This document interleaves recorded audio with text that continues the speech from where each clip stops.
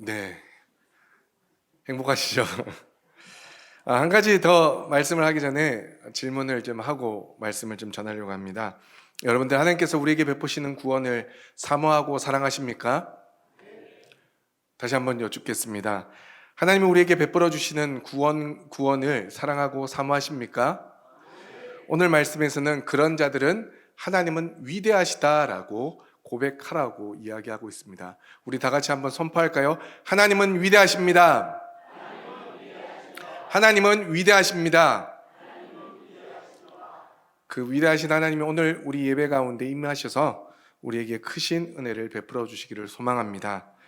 앞서 우리 사남선교회 회원님들 나오셔서 찬양하는데 저는 이 찬양을 잘 몰라서 열심히 그래도 따라 불렀는데 찬양의 가사처럼 우리 모두가 평화의 도구로 정말로 아픔과 고통과 슬픔이 당한 곳에 우리가 주의 복음으로 많은 영혼들을 살려내고 위로하고 하나님의 크신 구원을 나타낼 수 있는 은혜가 동일하게 이루어지기를 주님의 이름으로 축복합니다. 영성학에서 보면 성공자와 실패자를 분류하는 기준이 있습니다. 성공자는 인격과 습관을 따라서 일을 하고 실패자는 늘 자기의 감정을 따라서 일을 한다고 전제하면서 몇 가지 덧붙여 이야기해 주고 있습니다. 제가 말씀을 드릴 테니 여러분 자신과 비교해서 한번 잘 들어보시기를 바랍니다. 첫째, 일을 하면 기분이 좋은 사람이 있습니다. 반대로 기분이 좋아야만 일을 하는 사람이 있습니다. 그리고 두 번째는 책임을 따라 일하는 사람이 있는가 하면 기분이 내켜야 일하는 사람이 있습니다. 그리고 세 번째는 원리와 원칙에 따라 결단을 내리는 사람이 있는가 하면 기분과 감정에 따라 결단을 내리는 사람이 있습니다. 넷째, 믿음의 눈으로 일을 시작하는 사람이 있는가 하면 반대로 눈으로 보아야만 일을 시작하는 사람이 있습니다. 다섯째, 열정과 추진력을 가지고 자기를 창출하는 자가 있는가 하면 어떤 사람은 누군가가 추진력을 주기를 기다리고만 있습니다. 여섯째, 어떤 사람은 어디서 무엇을 하든지 내가 주역이다라는 주인의식을 가지고 일하는 사람이 있는가 하면 어떤 사람은 어디 가든지 구경꾼이고 변명 전문가이고 책임을 지려 하지 않는 사람이 있다는 것입니다. 그리고 일곱 번째, 어떤 사람은 문제가 생겨도 기어이 일을 해내지만 그러나 어떤 사람은 문제 앞에 너무나도 쉽게 그 일을 포기해버립니다. 여덟째, 어떤 사람은 평생을 하루같이 한결같은 모습이지만 또 어떤 사람은 조석변개라는 말처럼 변화가 아주 심하게 일어나는 사람들이 있습니다. 아홉째, 대부분의 사람들은 문제만을 보지만 성공하는 사람들을 목표만을 보고 살아갑니다. 다만 그 목표 속에 하나님의 뜻을 바라보고 그 목표 속에 하나님의 영광만을 보고 달려가는 자들이 영성학에서 성공하는 자들이라고 이야기를 합니다. 여러분들은 어느 쪽에 속하는 사람입니까? 그렇다면 또한 영성학에서 볼 때 성공적인 삶을 산 성경 인물 한 사람을 택하라면 여러분들은 누구를 택하시겠습니까? 여러 사람을 선택할 수 있지만 저는 다윗을 선택할 것 같습니다.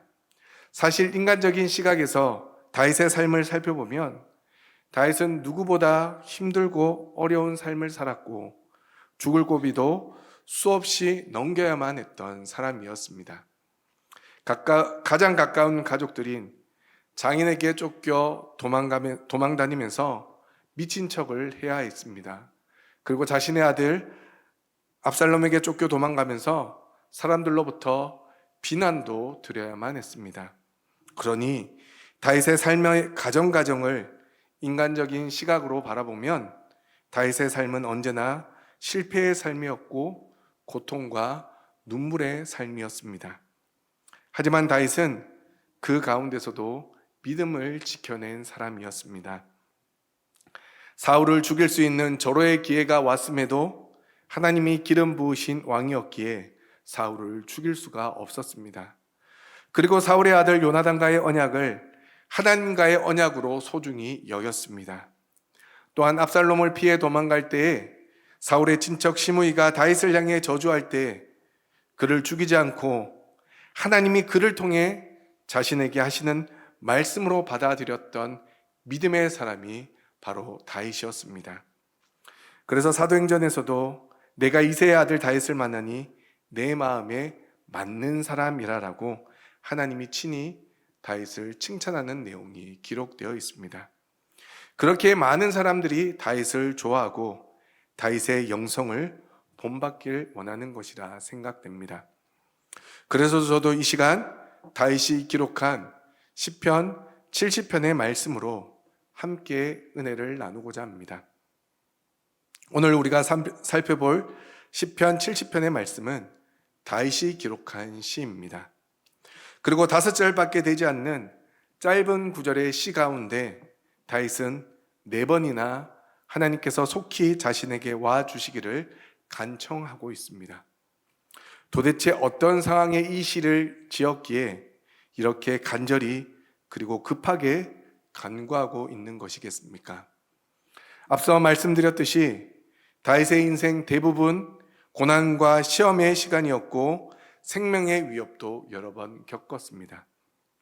하지만 오늘 말씀에서 다윗은 당시 상황을 구체적으로 언급하고 있지 않기에 다윗이 무엇 때문에 긴급하게 하나님을 찾고 자신에게 속히 와주시기를 간청하는지는 정확하게는 알 수는 없습니다. 다만 5절 말씀에 기록된 것처럼 다윗은 가난하고 궁핍한 상황 가운데 있기 때문에 하나님이 속히 와주기를 간구하고 있는 것입니다. 여기서 가난하고 궁핍하다는 말은 경제적인 필요에 대한 표현이 아니라 지금 자신에게 처한 상황을 이겨낼 그 어떤 자원과 힘이 다윗에게는 전혀 없다는 의미이기에 하나님이 자신에게 속히 오셔서 도와달라고 간구하고 있는 것입니다. 그 상황을 조금 더 구체적으로 살펴보면 다윗이 가난하고 궁핍한 상황에 놓이게 된 것은 2절 말씀에 나의 영혼을 찾는 자들 때문입니다. 여기서 찾다라는 히브리 원어는 빠카시라는 단어를 사용하는데 숨겨져 있는 것이나 잘 밝혀지지 않는 것을 집요하게 찾을 때 혹은 어떤 대상이나 사건의 본질을 추구할 때 사용되어지는 단어입니다. 이러한 동사가 지닌 의미를 감안할 때 다윗의 대적자들이 그의 생명을 얼마나 집요하고 끈질기게 노려왔는지를 알 수가 있습니다. 또한 나의 상함을 기뻐하는 자들이란 표현은 다윗이 당하는 영육간의 모든 고난을 기쁘게 여기는 자들을 의미합니다. 그리고 다윗의 대적들을 나타내는 단어가 모두 복수형으로 기록되어 있는 것을 볼 때 다윗을 괴롭히는 원수들이 매우 많았음을 짐작할 수 있습니다. 그리고 3절에서는 자신의 원수들을 아하 하는 자로 표현하고 있습니다. 이는 의성어로서 타인의 고통과 불행을 조롱하고 기뻐하는 비웃음을 나타내는 말입니다. 따라서 그들은 하나님을 신뢰하고 경외하는 자들을 조롱하며 이들의 불행을 보고 도리어 기뻐하는 악한 자들이고 자신의 생명을 찾고 자신의 상함을 기뻐할 뿐 아니라 자신의 그런 상황을 비웃고 있는 상황에 놓여 있음을 다윗은 이야기하고 있는 것입니다. 그런데 이러한 상황에서 다윗은 놀라운 믿음을 우리에게 보여주고 있습니다. 그 첫 번째가 바로 하나님을 찾았다라는 것입니다. 오늘 본문 1절과 5절 말씀에서 다윗은 하나님의 신속한 구원을 간구하면서 하나님과 여호와란 두 가지의 신적 이름을 모두 사용하고 있음을 볼 수 있습니다. 보통 시편에서는 하나님에 대한 이름을 기록할 때 한 가지 이름으로 일관되게 사용하는 것이 일반적인 특성인데 오늘 본문 말씀에서는 하나님의 이름 두 가지를 모두 사용하고 있음을 볼 수 있습니다. 먼저 하나님은 전능자이시며 창조주 되신 하나님의 속성을 부각시켜 나타내는 이름이며 여호라는 이름은 지존자 되시며 이스라엘과의 언약에 신실하신 하나님의 속성을 부각시켜 나타내는 이름입니다. 이는 당시 자신을 대적하는 원수들의 힘이 너무 강력하였기 때문에 전능하신 하나님과 언약에 신실하신 여호와의 명칭을 거듭 부르면서 혹독한 위기 상황 속에서도 오로지 하나님만을 의지하려는 다윗의 신앙의 면모를 엿볼 수가 있습니다. 그래서 다윗은 전지전능하신 능력의 하나님이 그리고 자신과 맺은 언약을 신실하게 지켜주시는 여호와께 속히 자신을 도와달라고 간구하고 있는 것입니다. 여기서 속히 나를 도와달라는 말을 원문의 뉘앙스를 살려 다시 이야기하면 하나님이여 나를 구원하기 위하여 여호와여 나를 돕기 위하여 서두르소서라는 말로 우리가 표현해 볼 수 있습니다. 다윗이 이러한 기도를 드리는 것은 하나님이 자신을 구원하고 돕는 일을 하지 않는다는 의심이나 아니면 자신에게 구원이 더디 임하는 것에 따른 불평이 아니라 오히려 하나님의 구원과 도우심을 확신하고 있었기 때문에 그것이 속히 자신에게 임하기를 간구하는 것입니다. 다시 말해 다윗은 자신이 처한 가난하고 궁핍한 상황 가운데 모든 문제의 해결책은 오직 하나님께 달려 있음을 인식하고 혼신의 힘을 다해 하나님께 매달리며 즉시 도와달라고 부르짖고 있는 것이 오늘 시편의 말씀이라는 것입니다. 사랑하는 성도 여러분, 우리의 모습도 이와 같은 다윗과 같은 모습이 되어야 하지 않겠습니까? 우리의 인생도 다윗처럼 가난하고 궁핍한 때가 왜 없겠습니까? 그리고 스스로 그 상황을 이겨낼 힘이 전혀 없을 때도 있지 않습니까? 그럴 때 우리는 대개 주변 사람들에게 도움을 청하기가 쉽습니다. 하지만 다윗은 철저하게 하나님께 간절히 기도하였습니다. 하나님이여 나를 구원하기 위하여 여호와여 나를 돕기 위하여 서둘러 내게 임해달라고 다윗은 그 힘들고 어려운 상황 가운데 하나님을 찾고 하나님께 간구하였습니다. 이것이 믿음의 백성이요 성도된 우리의 기도가 되어지기를 간절히 소망합니다. 그래서 하나님이 도우시고 이끄시는 놀라운 역사를 기도 때마다 경험하는 저와 여러분들 되어지시기를 주님의 이름으로 축복합니다. 이어서 다윗의 놀라운 두 번째 믿음이 4절 말씀에 기록되어 있는데 우리 4절 말씀을 함께 읽어보도록 하겠습니다. 4절 말씀을 함께 읽겠습니다. 시작.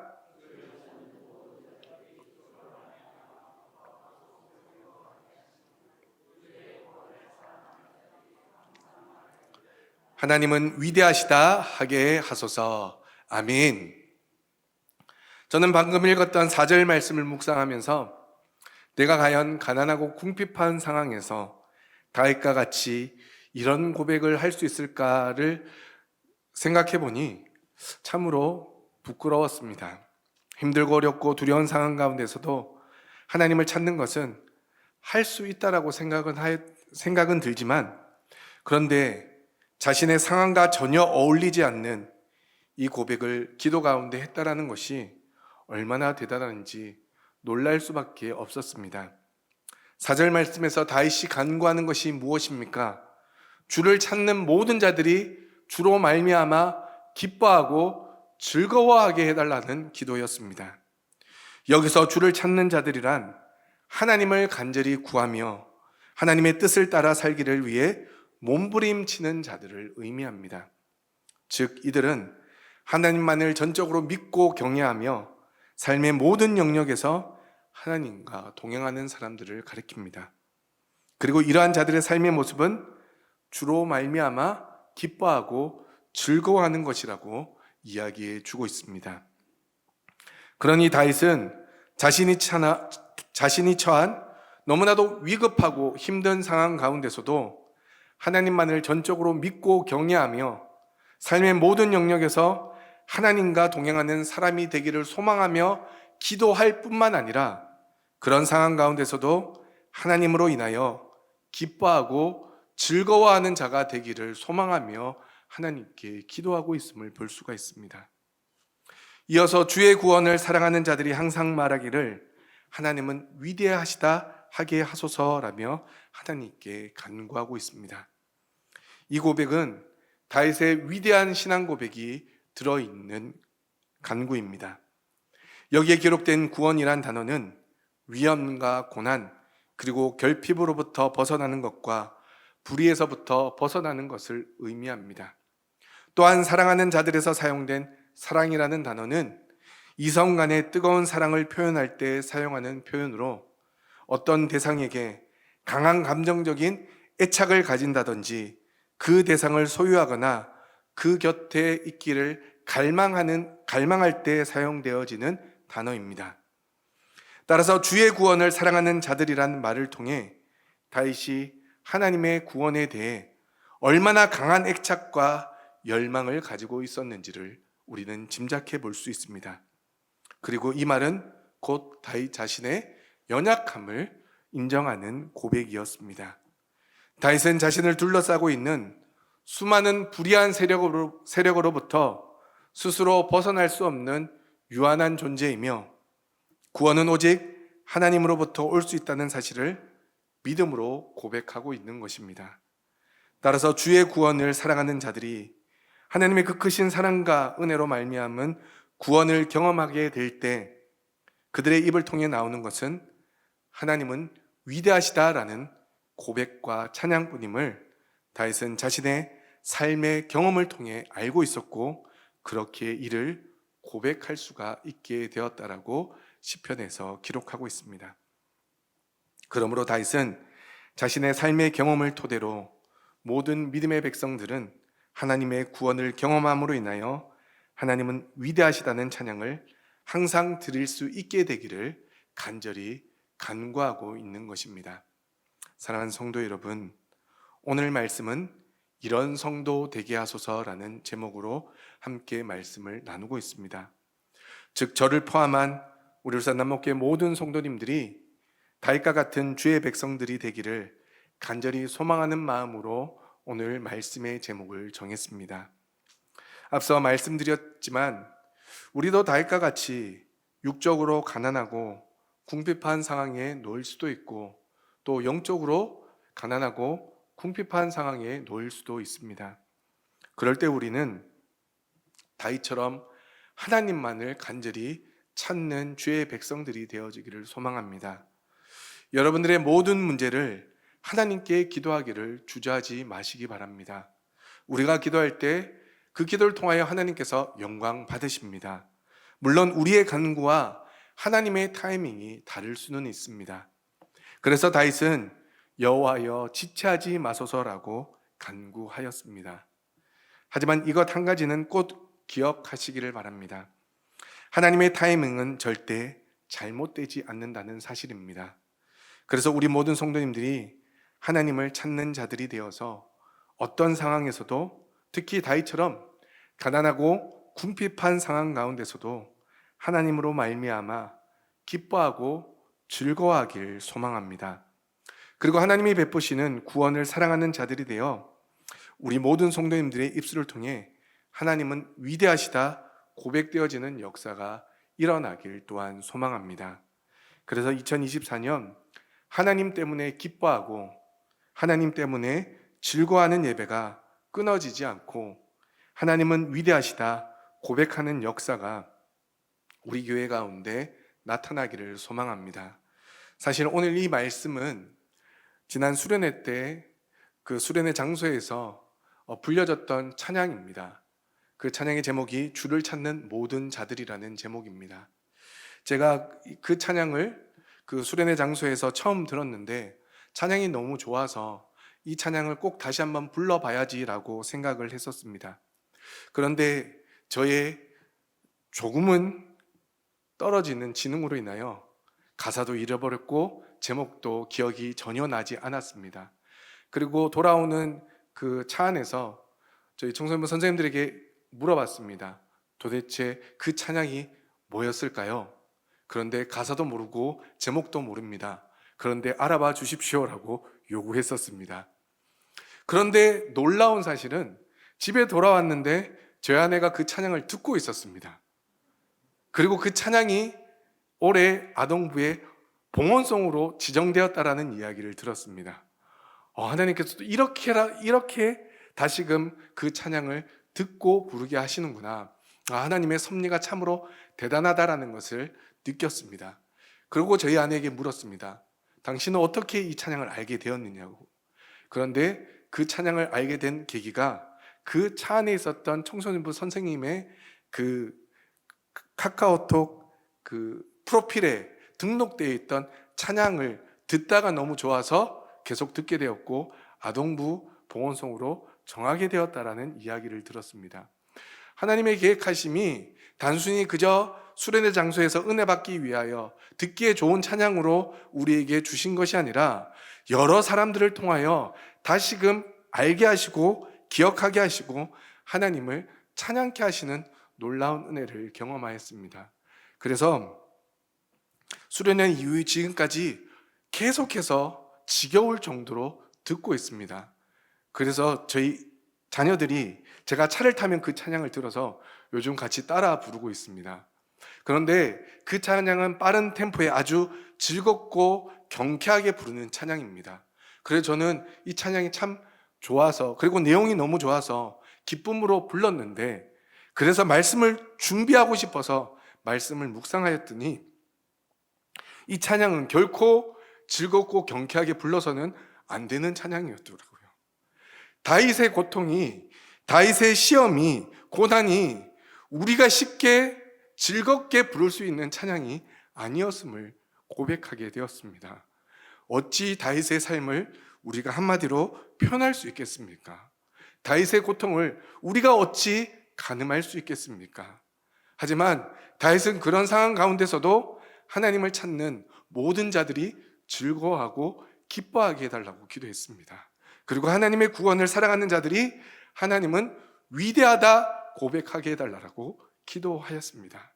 사랑하는 성도 여러분, 저는 올해 우리 교회 표어처럼 본질로 돌아가는 교회가 되기 위해서 우리가 하나님을 찾는 모든 자들이 되어져서 하나님을 예배하는 자리가 기뻐하고 즐거워하는 복된 자리가 되어지기를 간절히 소망하며 오늘 말씀을 준비하였습니다. 그리고 이 말씀을 통하여 우리가 하나님의 구원을 사랑함으로 오늘 우리의 예배를 통하여, 그리고 2024년 이 한 해 주어지는, 우리에게 주어진 이 복된 한 해를 통하여 우리 성도님들 입술 가운데 하나님은 위대하시라는 이 놀라운 고백이 끊어지지 않기를 간절히 소망하며 기도로 준비하였습니다.